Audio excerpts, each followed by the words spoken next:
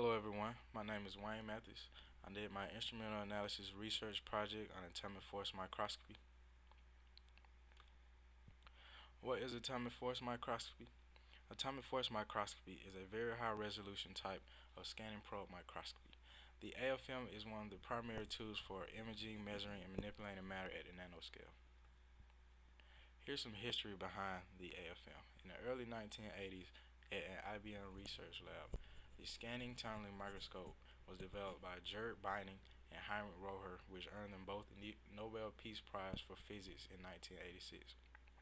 Later on, Binding and two other scientists, Calvin Quate and Christopher Gerber, invented the first atomic force microscope in 1986.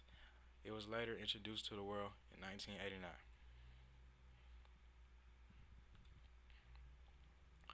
Here's an image I produced for the atomic force microscopy scanning process. The AFM uses a silicone nitrate tip attached to a silicone cantilever. Feedback of the sample is based on change of force between the silicone tip and the sample, which changes the angle of the cantilever and moves the piezo electric tube or the piezo crystal. A laser reflects off the cantilever tip, which moves up and down the detector as the piezo crystal moves. The feedback loop reacts to the change in the laser position by adjusting the height of the sample in order to keep the force constant.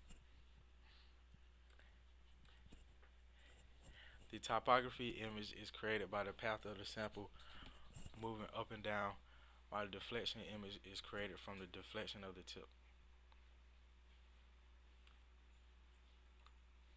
Here are some topography images.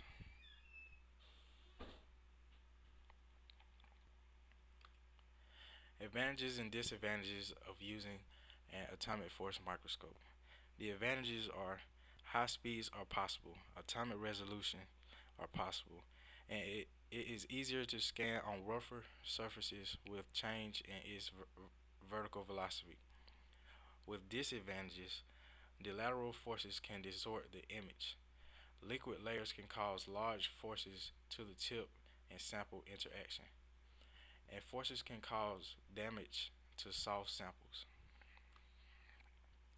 And here are some references I used to create this PowerPoint. Thank you.